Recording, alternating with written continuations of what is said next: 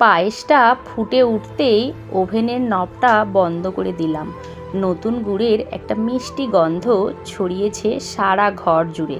দারুণ খুশি হয়ে জোরে ডাকলাম, দোয়েল মা, তাড়াতাড়ি এসো, হ্যাপি বার্থডে।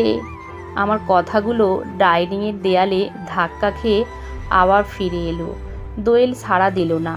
হঠাৎ মনে পড়ল, দোয়েল তো আর আমার সঙ্গে থাকে না, মায়ের সঙ্গে মামার বাড়িতে আছে। 6 মাসের বেশি হয়ে গেল। কত বছর মেয়েটার জন্মদিনের 1 মাস আগে থেকে মাম্পি আমাকে পাগল করে দিয়েছিল। মেয়ের 5 বছরের জন্মদিন সেলিব্রেট করার আয়োজন কেমন হবে, কিভাবে হবে, কাদের নিমন্ত্রণ করা হবে, কি কি রিটার্ন গিফট কিনতে হবে, এই নিয়ে মেয়ের স্পেশাল আবদার ছিল আমার জন্মদিনে বাবাই পায়েস রান্না করে দেবে। আমি আবার চিরকাল রান্নায় গবেট।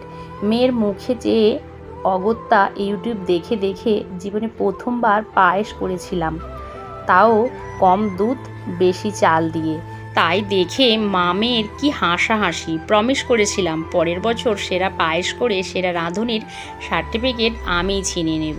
স্মৃতিগুলো মনে পড়তে একটা দীর্ঘশ্বাস ফেললাম। মাত্র 365 দিন, অথচ আমার জীবনটা 180 ডিগ্রি ঘুরে গেছে। তবে যাই হয়ে যাক, আজ মেয়েটার সঙ্গে কথা না বলে আমি থাকতে পারবো না। মাম্পি আমাকে যতই অপমান করুক সব সহ্য করে নেব, তবু বছরকার দিনে মেয়েটাকে একবার ফোন করবই। টেবিল থেকে ফোনটা নিয়ে পায়েসের বাটিটা সামনে রেখে একটা ভিডিও কল করলো মাম্পিকে। কিছুক্ষণ রিং হওয়ার পরেই রিসিভ হলো। ক্যামেরার ওপারে দোয়েল। মাম্পি হয়তো বুঝতে পেরেছিল আজকের দিনে আমার ফোন আসবে, তাই একেবারে মেয়েকেই বসিয়ে দিয়েছে। আমি পায়েসের বাটিটা দেখিয়ে দোয়েলকে বললাম, বাবার হাতের তৈরি নলেন গুড়ের পায়েস, একবার আসবি না মা? এবার কিন্তু একেবারে পারফেক্ট বানিয়েছি। দোয়েল মুখ গম্ভীর করে বলল, তোমার সঙ্গে আমার কথা বলতে ইচ্ছা করে না বাবা। তোমার আর মায়ের মধ্যে যা হয়েছিল তোমাদের মধ্যেই রাখতে পারতে। তুমি মাকে অপমান করেছো কেন? মা কত কাঁদছিল তুমি জানো? আই হেট ইউ বাবা, বলে দোয়েল কলটা ডিসকানেক্ট করে দিল। আর আমি হতভম্ব হয়ে বসে রইলাম। 6 বছরের একটা ছোট্ট মেয়ে, কাদার মতো নরম মন, তার মনে তো এই সময় এই সব কথা আসা উচিত নয়। তার মানে মাম্পি এই কথাগুলো বলতে ওকে শিখিয়ে দিয়েছে, অথবা ওর সামনেই এই সব প্রসঙ্গে আলোচনা করেছে। ছোট্ট বাচ্চা হাজার হোক, মা তো। হয়তো মায়ের চোখের জল ওর কাঁচা মনে দাগ কেটে গেছে, কিন্তু মাম্পি একজন টিচার হয়ে কি করে একটা ছোট্ট মেয়ের মনে এই ধরনের মানসিকতা তৈরি করতে পারে আমি ভেবেই পেলাম না। অন্তত মেয়ের ব্যাপারেও ভীষণ সাবধানী, এটাই জানি। আমি রিতম, হাই স্কুল টিচার। স্ত্রী মাম্পিও হাই স্কুলে চাকরি করে। 7 বছর চুটিয়ে প্রেম করার পর বিয়ে করেছিলাম। 2 বছর পর আমাদের সুখের সংসার আরও খানিকটা খুশি উপচে দিয়ে দোয়েল এলো। একটা সুখী পরিবার চেয়েছিলাম, পেয়েও ছিলাম, কিন্তু জীবনে সবসময় সব কিছু হয়তো ঠিক থাকে না। ঠিক 1 বছর আগে থেকে সমস্যা শুরু হলো। ফিল করছিলাম কোথাও যেন মাম্পির সুরে সুরে সুর মেলাতে পারছিলাম না।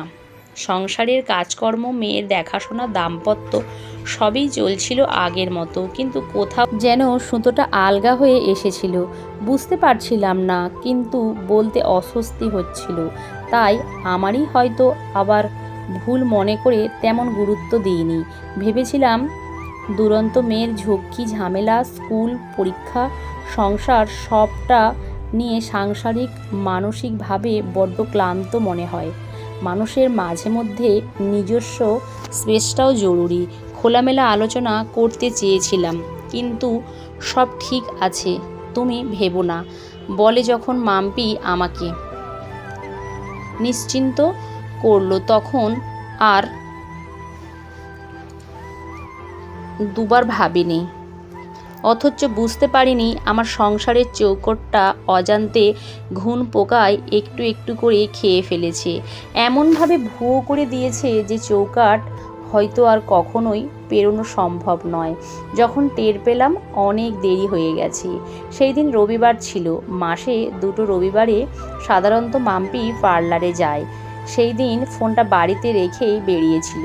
হঠাৎ দেখলাম ওর কলিগ সুরজিতের ইনকামিং কল। অন্যের ফোনে হাত দেওয়া অপছন্দ বলে প্রথমবার রিসিভ করিনি, কিন্তু ক্রমাগত কল আসছে দেখে কোনো ইমার্জেন্সি মনে করে রিসিভ করলাম। আর রিসিভ করতেই সুরজিতের বদলে ওর ওয়াইফের গলা। ওর ওয়াইফ মালিনী আমাকে যা বলল তা শুনে আমার পায়ের নিচের মাটিটা কিছুক্ষণ যেন দুলে ওঠে। সুরজিতের স্ত্রী মালিনীর কথায় 1.5 বছর আগে থেকেই সুরজিৎ আর মাম্পির সঙ্গে একটা ঘনিষ্ঠতা তৈরি হয়েছে, যেটা ওদের ভালো বন্ধুত্বের থেকেও খানিকটা গভীর। সুরজিৎ মালিনীকে অকপটে এই সম্পর্কের কথা বললে প্রথম মালিনী আপ্রাণ চেষ্টা করেছিল স্বামীকে এই সম্পর্ক থেকে বের করার জন্য। মাম্পিকেও নাকি অনেক বুঝিয়েছিল, কিন্তু কোনো কাজ হয়নি। এরপর স্কুল এক্সকারশনে টাকিতে গিয়ে ওদের বেশ কিছু ঘনিষ্ঠ মুহূর্তের ছবি মালিনীর চোখে পড়ে সুজিতের ফোনের গ্যালারির থেকে। আমার তখনও মালিনীর কথা পুরোপুরি বিশ্বাস হচ্ছিল না। আমার হোয়াটসঅ্যাপে ছবিগুলো পাঠাতে বলি। বিশ্বাসভঙ্গের যন্ত্রণায় বোধহয় নিজেকে সামলাতে পারিনি। না হলে যে মানুষ নিজে সোশ্যাল মিডিয়া থেকে এতটা দূরত্ব বজায় রাখি, ব্যক্তিগত জীবন কখনোই পাবলিক করা পছন্দ করি না, আমি কি করে মুহূর্তের রাগে যন্ত্রণায় ছবিগুলো আপলোড করে পুরো ঘটনাটা লিখে পাবলিক করে ফেললাম। আজও ভাবি মুহূর্তের উত্তেজনায় কাজটা কি ঠিক করেছিলাম, নাকি এত বছরের বন্ধু সঙ্গীর সঙ্গে খুব অন্যায় করেছিলাম। আজ দোয়েলের কথাগুলো আবারও নতুন করে ভাবতে শুরু করলো। এই যে সব সময় সব কিছু আমাদের হিসাব মতো চলে না। জীবনটা তো অঙ্ক নয় যে ফর্মুলায় ফেললাম আর উত্তর মিলিয়ে দিলাম। এই ঘটনার পর অনিবার্য ফল হিসাবে চিরকালের জন্য মাম্পি মেয়েকে নিয়ে বাবার বাড়ি চলে গেল। তাও প্রায় 6 মাসের বেশি হয়ে গেল। অনেকেই হয়তো বলবেন প্রত্যেক মানুষের নিজস্ব আত্মসম্মান আছে। আমার এইভাবে হয়তো সোশ্যাল মিডিয়ায় ব্যক্তিগত ছবিগুলো আপলোড করে দেওয়াটা ঠিক হয়নি, কিন্তু আপনারা বলুন তো আমার সঙ্গে কোন বিষয়টা ঠিক হয়েছে?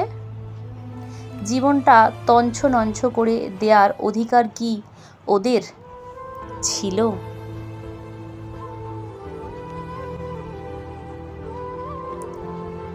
আমার কাছে যাই এভিডেন্স আছে, আমি খুব সহজেই ডিভোর্সটা পেয়ে যেতে পারি, কিন্তু লিগ্যাল অ্যাপিল করিনি একমাত্র মেয়েটার কথা ভেবে।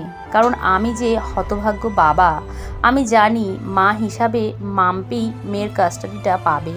ও হয়তো ভালো স্ত্রী হতে পারেনি, কিন্তু এটা আমি কখনোই অস্বীকার করতে পারবো না যে সত্যিই ভালো মা। এখন যদিও বা দোয়েলকে মাঝে মধ্যে কাছে পাওয়ার সম্ভাবনা থাকে, একটু চোখে দেখা পসিবল থাকে, ডিভোর্স হয়ে গেলে হয়তো সেটা একেবারেই বন্ধ হয়ে যাবে। কোর্ট অর্ডারে কখনো অপত্য স্নেহে বজায় রাখা যায় না। বাড়িতে অনেক আত্মীয়রা বলেছিল সারা জীবন পড়ে আছে, কত মানুষের তো কত কিছু হয়, সবটা মিটিয়ে নিয়ে আবার আরও একবার কি ভাবা যায় না? অন্তত মেয়েটার কথা ভেবেছিলাম। মন সায় দেয়নি। ফিল করলাম মাম্পির ওপর আমার রাগ ঘৃণা কিছুই আর হয় না, কোনো ফিলিংই আসে না। জোর করে নিজেকে সরাতে হয়নি। কখন যে অজান্তেই মনটা দূরে সরে গেছে। যখন ছিল খুব জড়িয়ে সরিয়ে ছিল, যখন গেছে তখন একেবারেই মরে গেছে। 12টা বছর পর যে বিশ্বাস ভেঙে যায়, সে বিশ্বাস শুধু মেয়ের মুখ চেয়ে ফেরানো মুশকিল। যে সম্পর্কে সুখ ছিল, প্রাণ ছিল, সেই সম্পর্ক মরে গিয়ে আর পুনরায় জীবন দেয়া আমার পক্ষে সম্ভব নয়। আমি অবহেলা মেনে নিতে পারি, অপমান সয়ে নিতে পারি, কিন্তু বিশ্বাসঘাতকতা পারবো না। জীবনের পথে চলতে চলতে কত মানুষের সঙ্গেই তো আমাদের পরিচয় হয়।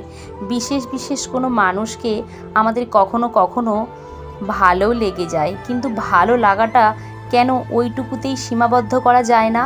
প্রায় এক যুগ সঙ্গে থাকা মানুষটাকে দুদিনে ছিঁড়ে ফেলতে আমাদের কেন বুক কাঁপে না? এত ধৈর্যের অভাব, এত লালসা, এত তাড়না কিসের? কেন ভাবি না এক মুহূর্তে ভুলের মাসুল সারা জীবনের জন্য কতগুলো মানুষকে গুনতে হবে? সুখ দুঃখ মাথায় নিয়ে উল্টো দিকের মানুষটা যদি লয়াল থাকতে পারে, আমি কেন পারবো না? সবাই বোধহয় ঠিকই বলে, হাতের ওপর হাত রাখাটা সহজ হলেও হাতে হাত রেখে হেঁটে যাওয়া অত সহজ নয়। সবাই ভার বইতে পারে না। কেউ শুধু গড়তে আসে, কেউ শুধু ভাঙতে আসে, আবার কেউ নিজে হাতে সুন্দরভাবে গড়েও সবটা বিচ্ছিরিভাবে তছনছ করে দিয়ে চলে যায়। সবচেয়ে কষ্ট দেয় শেষের জন, না জীবিত, না পুরোপুরি মৃত, না গোটা না ভাঙা, একটা কঙ্কালের মতো সম্পর্ক নিয়ে বেঁচে আছি এক হতভাগ্য বাবা। কি করা উচিত বলুন তো?